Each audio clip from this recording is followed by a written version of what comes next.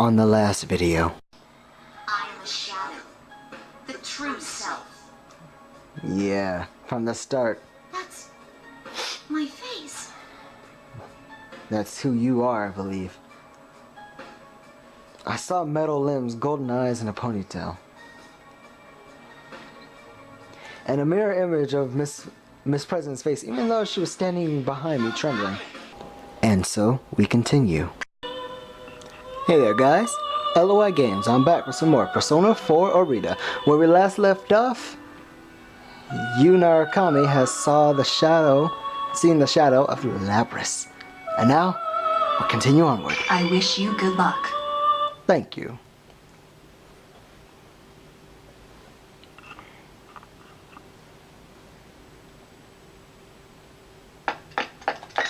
We've seen this.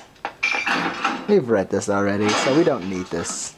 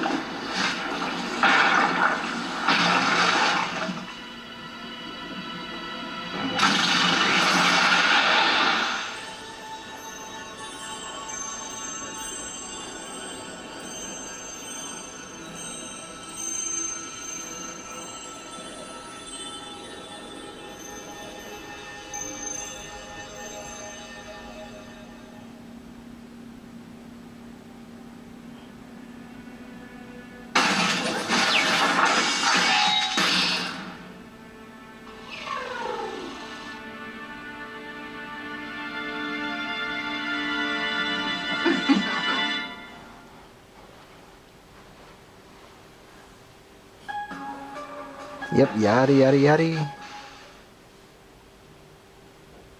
Okay. Now, here we go. You're not me! Oh yeah, she was saying that. She denied the truth of the shadow's creation. With this, the shadow's face twists with an evil rapture.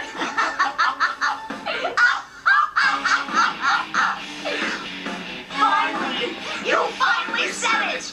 Now I can be myself! I wonder what that is.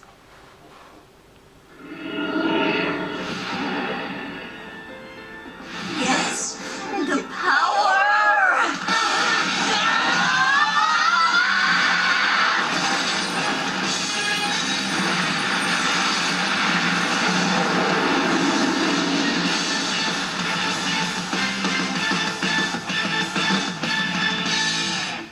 Hello. I hoped I could save her before it got to this point, but that might have been impossible anyway. It's difficult enough to confront the truth, and in her case, it was accompanied by revealing the true form she'd been so desperate to hide. She is a machine, and she was forced to perform painful acts that most likely no one could ever comprehend. The truth she was avoiding wasn't just part of her personality, but her actual body itself. I can't imagine the shock she's experiencing. But now that the reality she built for herself has crumbled, I want to help her. She may be a machine, but she has a heart. Labris has denied her past, in which she was forced to fight and kill her friends, and her pain comes out in a long echoing scream. What has to be done to a heart to cause such terrible screams? There's only one thing that we can do. We have to save Labris. Place a bookmark there, thank you.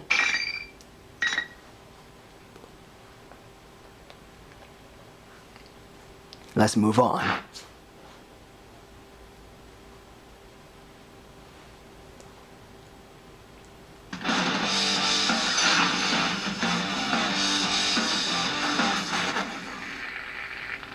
Okay, so it looks like this version of Labris has a persona. That's gonna be interesting. Woo!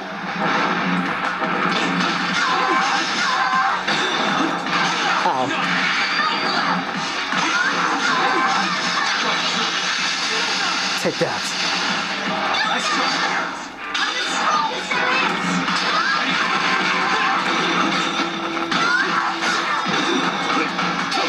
There you are!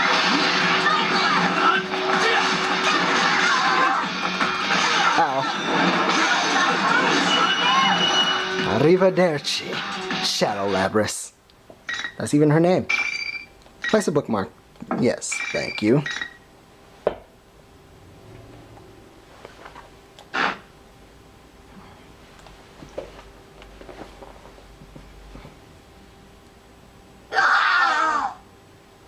Ha! You weren't so tough. The power that Labrys' shadow had gathered dissipates. It's over. All that's left is for Labrys to accept the darkness within her. But will she truly be able to do it? I turn around, but Labrys hasn't moved a muscle. She had been avoiding having to watch the battle just now as well. What more can I do for her? Labrys. The moment I call to her, There they are! Yugen! Labrys! hey, it's Chie! Sister, Narukami-san. August! Aigis. Chie and Aigis-san. And not just them. Yukiko and Yosuke are right behind them. And there's even more surprises. Man, as soon as that invisible wall thing disappeared, I knew you did it. We ran into Aika-san along the way. She told us about Labrys and everything. A little late, wasn't it? If someone told me what was going on from the start, I would have... You fell into the TV when you were half asleep. For crying out loud, you really know how to blow it when it counts. Wow, Kanji, really? Hey, what'd you go and tell them for? This is funny. I don't think this is the time for that. No, it's not. Huh? Naruto? Even Naruto? Yeah, we were surprised too. The job she was on turned out to be related to all this. Kanji, who had been missing before we went into the TV, and the real Teddy are here. There's even Naoto, who wasn't supposed to have been able to come to Inaba. It looks like the whole investigation team's been brought back together, and I didn't know it. Everyone says that Rise had told them pretty much what had been going on. Their smiles are encouraging. I turn to speak to Labrys, who has been silent all this time. These are my friends. We've all faced our weaknesses at one time or another. We all have. Labrys finally responds. Your weaknesses. You've all faced your shadows? Yep. Everyone gathers around Labrys. Labrys tries to shrink away nervously, but Rise is behind her and won't let her retreat. Sheesh, enough doom and gloom. If you don't hurry and accept her, she'll get all lonely. But I'm a weapon who didn't want to fight. And I dragged you all into this. You're still hung up on that? It's over already, dummy. Huh. Your jumping skills were amazing, but you're surprisingly sensitive, aren't you? What does that have to do with her jumping skills? I don't know. I really don't know, Yosuke. Just don't question her. You're really cute, Labby-chan. You're so metal-luring. 1. Labby-chan. 2. Metal luring. Are you all listening to me? Labrys needs to face her shadow now, and This is going well at first, but now everyone's talking about different things and we're completely off topic. Of course, that's not unusual with all of us. I have to laugh and I apologize to Labrys that things didn't quite wrap up as I hoped. Labrys looks back at me with a blank expression. Can she tell that we're not treating her any differently? I turn to Aigis-san and she meets my gaze. She nods silently, then stands before Labrys. She seems slightly nervous. Nice to meet you, Labrys. Or rather, sister. I am Aegis, the 7th generation anti-shadow suppression weapon. I am your successor. Labrys jerks up and looks at Aegis-san. At the same instant, Yukiko gasps in surprise. What?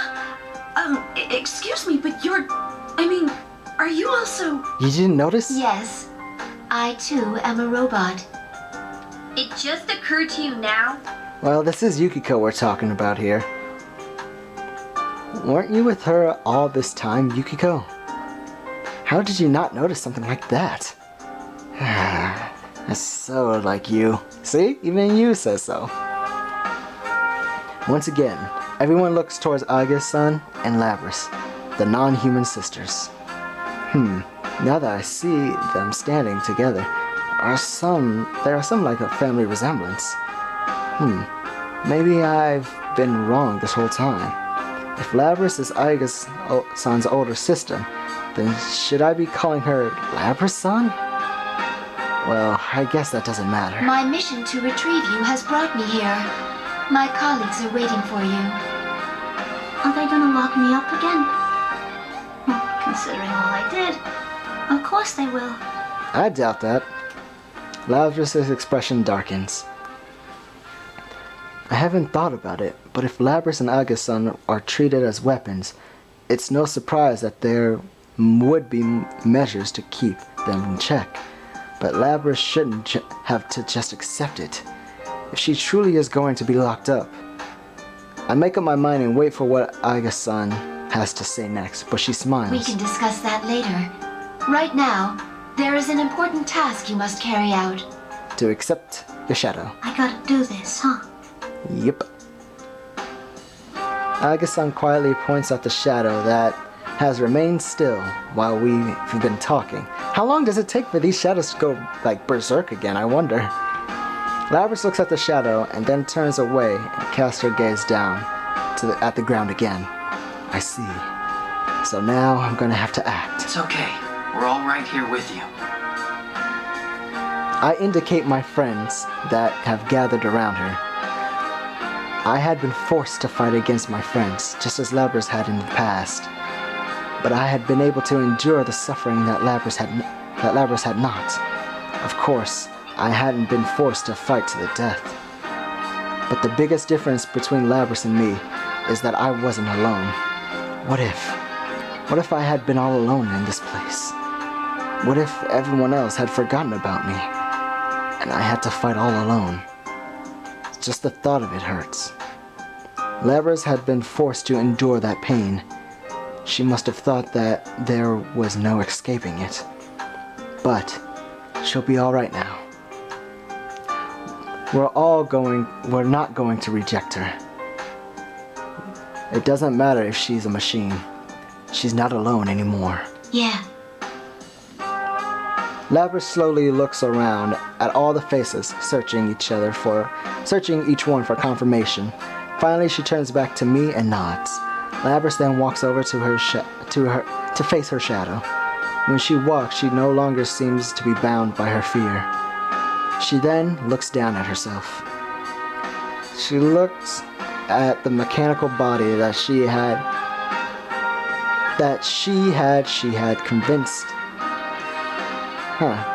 had convinced herself she didn't have. That's right. You're me. Labris and her shadow turn to face one another, stare into each other's eyes. She can't avoid looking at the shadow now. You're the way I was on the inside, screaming to be understood. The pain wanting to be known. You're all I couldn't say. You were always inside me. You're me. A machine with a heart. Now what will happen? Let's find out.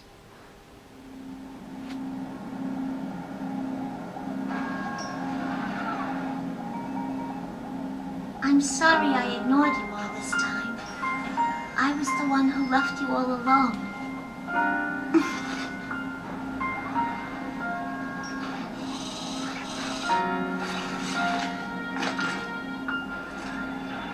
No, you are me after all.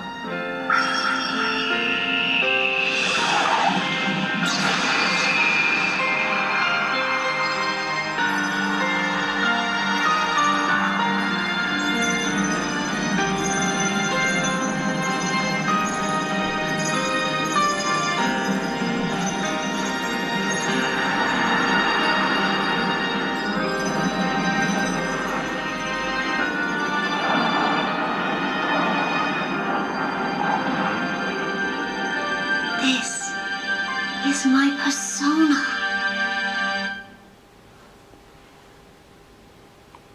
That was enchanting.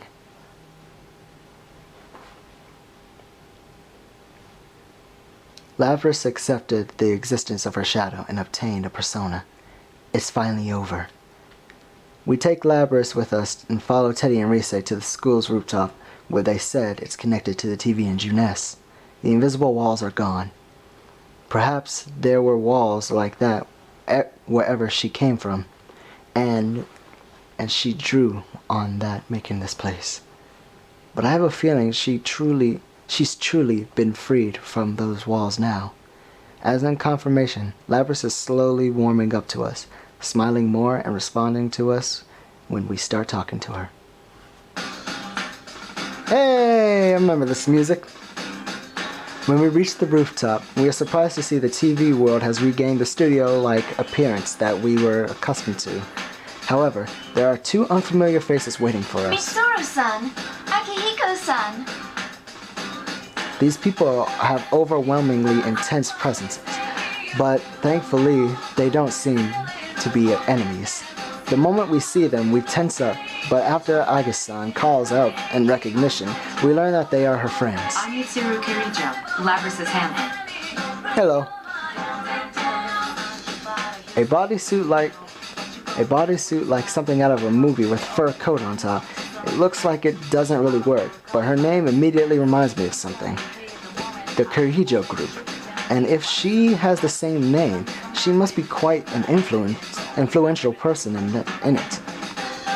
The research organization that developed Lapras and Aigis-san must belong to her. I'm Akihiko Sanada. Sorry for all this trouble. No worries. We do this all the time. The man with the red cape appears to be quite comfortable with Mitsuru-san and Aigis-san. He must have been helping them fight with shadows for some time. Is there some reason why people on shadow extermination squads have to dress like crazy people? So, what's going to happen to Lapras now? Yeah, what's gonna happen? Before we fully introduce ourselves, Yosuke asked Mitsuru-san what I've been wondering myself. I know all of us must have been worried about this, but I was waiting for a good moment to bring that up. Even Yosuke seems to have realized how out of line his question is, and he shrinks back sheepishly, as if regretting having asked the question. I know why Yosuke's worried, but why does he keep stepping on landmines like this? Well, if he already stepped on it, we may as well wait for the smoke to clear and see if there's any answer. Well, you deserve to know. We were thinking of sealing her away again. They were thinking. Did something change their minds? Mitsuru-san turns to Lapras. There's a smile on her face, but is she smiling for the reason we hope she is? But our report from Aigis says that thanks to you, Lapras has acquired a persona. Yep. She's hardly a rogue test unit anymore. Besides, she has a heart. That she does. We would never treat anyone with a heart so poorly. I asked those goddamn scientists. Yeah, we did it! Woo! Thank goodness! I'm so happy for you, Lapras! My friends roar in excitement. Lapras looks around at us, all bewildered. Looks around at us all, bewildered, before saying anything. Even though we've only known her for a very short time, we've already come to accept her as a friend. Mitsuru-san's words comes with a great relief, as if I'd been worried that she might lock her up too. Good job, guys. Let me say thanks. No problem. Now please put on a shirt. He speaks without any hint of concern, but I see a touch of gratitude in Akihiko-san's eyes. He certainly looks, how should I put it, bold, but he must be an honest and uptight person. I guess I could call him stoic, though there is a distinct brusqueness up to him. There's no way that person so considered would neglect the goodness of Lapras' heart. It seems that Lapras cannot believe everything she's hearing. She turns to Akihiko. She turns from Akihiko back to Mitsuru-san. You're not gonna lock me up again? Not fooling? No fooling. We only seal away objects.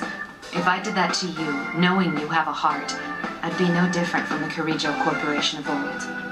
Labris, you've been blessed with good friends. Labris looks stunned for a moment, then scrunches up her face as if she were to cry. But then her face lights up into a brilliant smile. Who would think that anyone capable of making these expressions was just a machine? I find myself almost moving to tears as well. We're just about to leap forward to congratulate Labris once again, when